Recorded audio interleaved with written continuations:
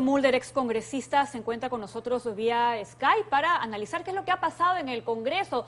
Señor Mulder, usted con tanta experiencia en el Parlamento puede decirnos qué es lo que ha pasado, quién es realmente el responsable. ¿Estuvo bien la respuesta de Merino al señor Vizcarra al rechazar el hecho de que haya habido un chantaje, como lo ha dicho también el señor Cateriano?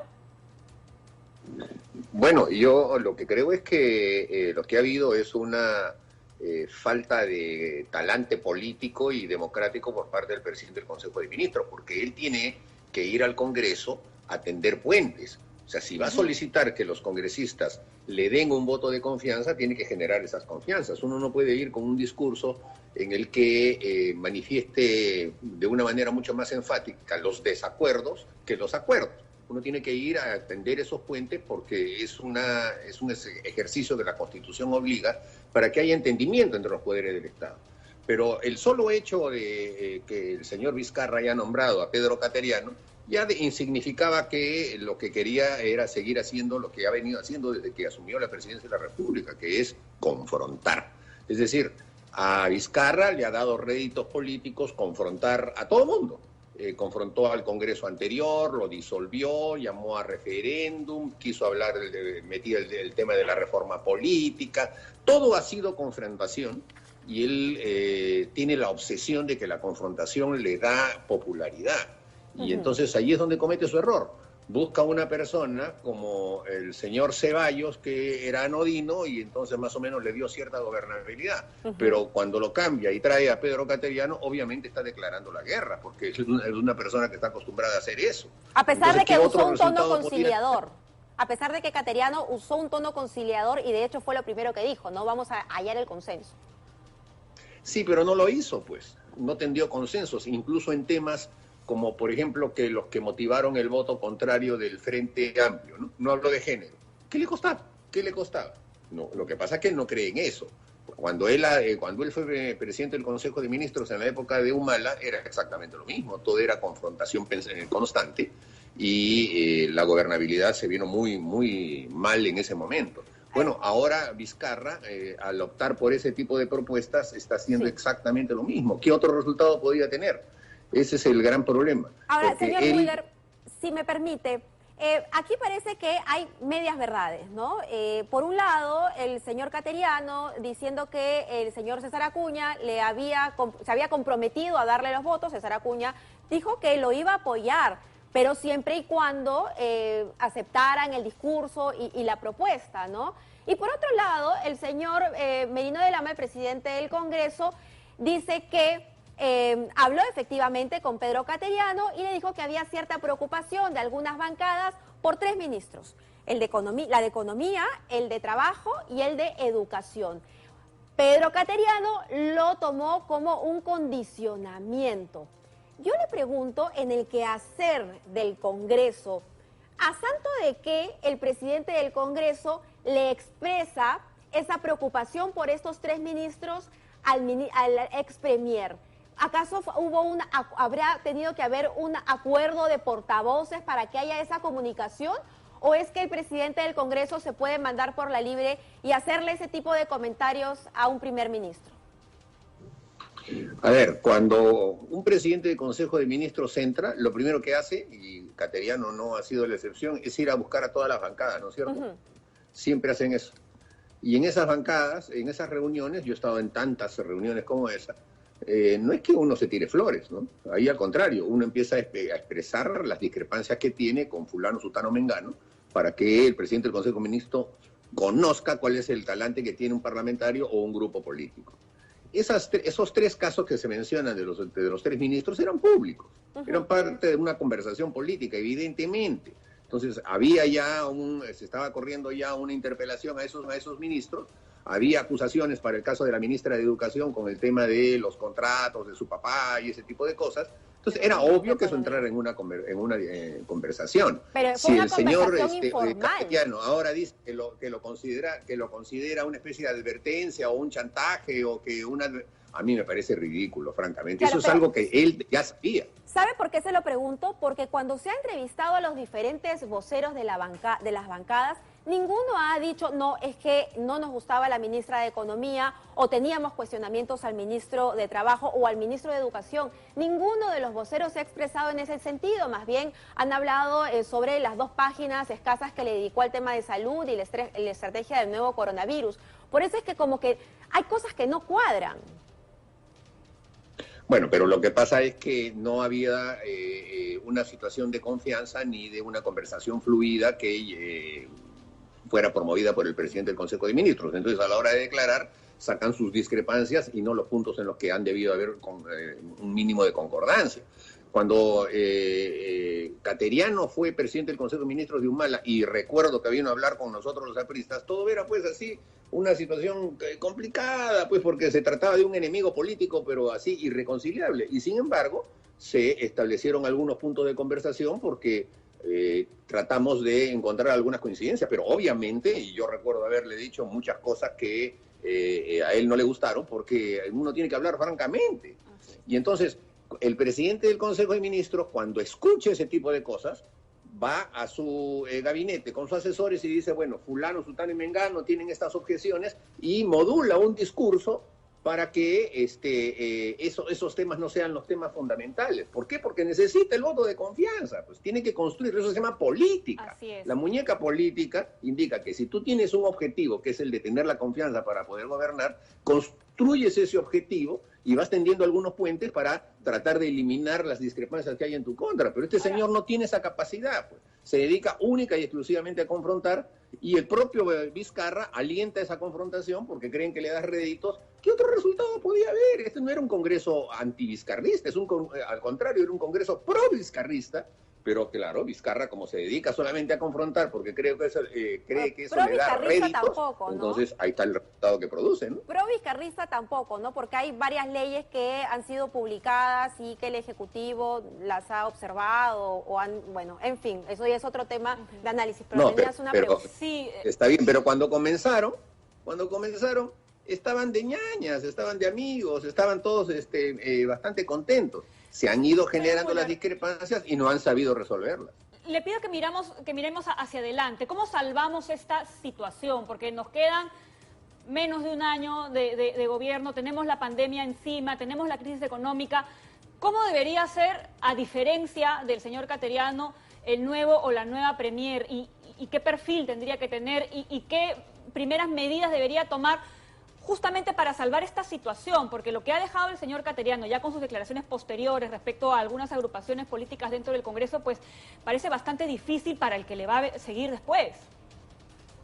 Sí, sin duda, pero se tienen que establecer puentes y ahí necesitan poner una persona que tenga la muñeca suficiente y la experiencia suficiente de establecer esos puentes con quienes están manifestando puntos de discrepancia y acentuar los puntos de afinidad y minimizar los puntos de discrepancia. Por ejemplo, si se trata del tema del ministro de Educación, por el tema de las tablets o por el tema de que las universidades chicha uno lo que tiene que hacer es plantear los elementos de confluencia que existen, tratar de resolver esos temas de confluencia que existen. Por ejemplo, la mayoría de congresistas siempre, sobre todo los de provincias, siempre están detrás de que a un colegio emblemático se le dé alguna ayuda, que haya, se le dé recursos a una alcaldía, etcétera. Se privilegia eso.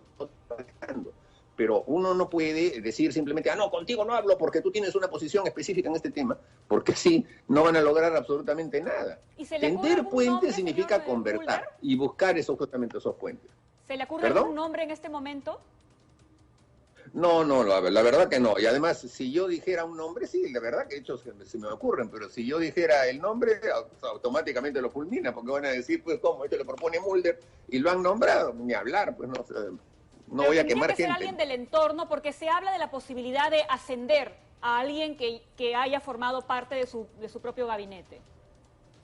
Bueno, eso sería persistir en lo mismo. Si se va a ir a esa sentencia del Tribunal Constitucional que es cantinflesca, en el sentido de que se puede rotar a los ministros y acá el propio Cateriano ponerlo, eso va a seguir siendo más confrontación. Y entonces, ¿qué se gana con eso? Si el Congreso no se puede disolver, que el país tenga cada mes un nuevo gabinete. Eso sería ridículo, y con toda la pandemia detrás, sería que el presidente de la República no está pensando en las personas que se están muriendo. El presidente tiene que saber que tiene un grave problema, que es la pandemia, y tiene que hacer un gabinete de guerra contra la pandemia, y eso significa unidad, y tiene entonces que dejar los puntos de discordia hacia un lado y acentuar el punto fundamental de lo que le queda a su gobierno. Pero si él solamente cree que lo que debe hacer es contar, salir en los periódicos, minimizar, etcétera, no va a haber gobernabilidad, pues. Eso es lo que está pasando. No sabe construir gobernabilidad, y el gran culpable de todo esto es justamente Vizcarra. Señor Mulder, usted habla de unidad, pero ayer en un video la verdad es que usted ha ido más allá. Ha dicho que Vizcarra no tiene capacidad para gobernar y que lo ideal sería la vacancia. ¿No son esas palabras mayores en donde precisamente usted reconoce que lo que se necesita es unidad para salir de este hoyo? Sí, se necesita unidad para salir de este hoyo. Pero yo creo que Vizcarra ha demostrado que él no es una persona que haya construido unidad en el país. Él es solamente, como lo vengo diciendo desde el comienzo de esta entrevista, solo se ha dedicado a confrontar, y ahí están los resultados que tiene. Sería un milagro que él aceptase que los meses que le quedan va a ser un gobierno de unidad nacional. Yo lo aplaudiría, pero la verdad es que eso es pedirle peras al olmo. Yo no lo creo. Para un descreído como yo, bueno, convénzame con hechos concretos. Pero estoy seguro de que esta persona solamente va a ir hacia el choque y hacia la confrontación, porque él ha dividido a los peruanos con una raya. Dice, los que están para allá de la raya son mis enemigos, y los que están para acá son mis amigos. De acuerdo, pero eso así está gobernando. Y es una posición totalmente legítima la suya, porque hay muchos peruanos que piensan como usted. Pero de ahí a promover o a mencionar siquiera la vacancia presidencial, ¿no le parece que hay un largo trecho? Sí, yo sé que son palabras mayores, además a estas alturas es complicado porque no hay ni siquiera vicepresidente, tendría que asumir Merino, pero la verdad es que Vizcarra está demostrando no haber aprendido absolutamente nada. Que me sorprenda, si él va con un Congreso, al Congreso con un gabinete que tenga puentes, entonces yo seré el primero de decir, muy bien, ha reflexionado y ahora vamos a tener un mínimo de gobernabilidad para poder enfrentar la pandemia durante todo este año y tener elecciones limpias. Pero la verdad es que no lo creo, pues, no lo creo, porque no ha demostrado en su trayectoria tener esa capacidad de estadista. Él solamente se ha mostrado como un simple peleón y tendría que desmentirme, ¿no?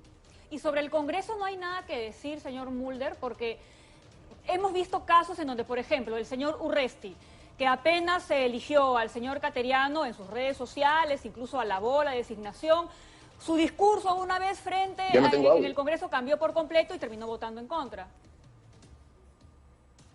Perdón, no salió, no escuché la pregunta, no hubo audio. Sí, si no hay algo que decir sobre la actitud del Congreso, en donde se han visto casos, por ejemplo, desde el señor Urresti, que al inicio, cuando se designó al señor Cateriano, salió a alabarlo y luego terminó con un discurso totalmente contrario y votando en contra de la confianza. Mira, al comienzo yo incluso dije que este era un congreso de guaripoleras, y eso es lo que la impresión que ha dado. La verdad es que es un congreso plagado de individualidades, que cada uno hace lo que le da la gana, las estructuras partidarias no existen, la capacidad incluso de diálogo es bien complicado, porque dialogar con el presidente del Consejo de Ministros ya es en sí complicado, pero ellos al interior de cada una de sus bancadas también tienen un desorden completo, y es un congreso que se hizo sobre la base de apretar todas las clavijas políticas para que los anteriores congresistas ya fuesen barridos completamente de la vida política. Y entonces eso es lo que tiene. Ese es el resultado de hacer una elección a locas, una elección forzada, y entonces es un congreso anarquizado, ¿no? Es un congreso sin orden. Es un congreso en donde cualquier cosa puede suceder. Sí. Y eso es justamente consecuencia de estar siempre violentando las instituciones públicas, como lo ha hecho Vizcarra. porque Vizcarra ha terminado dominando el Poder Judicial, el Ministerio Público, el Tribunal Constitucional, todo. Es decir, y ahora tiene al Congreso que quiso poner y no se puede entender con eso. Entonces la lógica indica que ya no son las instituciones el problema es el señor Vizcarra. Y eso, con eso vamos a tener que cargar por lo menos hasta la transmisión de mando. Entonces yo por eso digo, puede haber momentos en que mejor sea que haya una vacancia presidencial y el señor Merino haga un gobierno de ancha base y terminemos con una elección limpia para el próximo año. Ay, bueno, la verdad es que sí, como le dije hace un rato, son palabras mayores, faltando un año para que acabe este Congreso. Pero vamos a otros temas, porque tenemos que tener solución a este asunto. Hace unos segundos, el periodista Carlos Villarreal de RPP, que tiene fuentes muy certeras, dice que Walter Martos asumirá la presencia del Consejo de Ministros y que el gabinete jura al mediodía. ¿Qué le parece a usted, Walter Martos, el actual ministro de Defensa, como primer ministro? Pésimo. ¿Por qué? Pésimo. Porque no se trata de un político que tenga capacidad de tender puentes, sino de un militar. Peor todavía. Un militar está preparado para la guerra. Y el señor Martos, durante la pandemia, de lo único que hablaba era de cómo tenía que hacer para meter presos a los que salían a la calle. Es decir, tiene esa visión de que las personas que salían cuando había la pandemia son gente que no cumple con las normas, decía. Incluso él llegó a decir en un momento, ¿no? Como no cumplen las normas, vamos a tener que alargar la cuarentena, castigo. Esa concepción de la política es un desastre en este momento. A veces sirve para otro tipo de coyuntura, pero ahora lo que se necesita es justamente unidad nacional, concordia. Tenemos la pandemia más atroz que ha habido en la historia de nuestro país y estamos siendo uno de los países asombro del mundo de cómo es posible que se haya agravado tanto acá. Y en lugar de poner a una persona y un gabinete de guerra contra la pandemia, está poniendo un gabinete de guerra contra la oposición, que francamente eso sería ya el colmo, que ponga a un militar muy respetable, pero a un militar que es un hombre preparado para la guerra en un gabinete en el que lo que se necesite es concordancia. Así que yo espero que no sea cierto, porque si no, la crisis económica de nuestro país se va a seguir profundizando como consecuencia de la crisis política. Bueno, lo sabremos al mediodía, ¿no? A ver finalmente quiénes son los que asumen, quiénes se quedan, así es, quiénes son ratificados.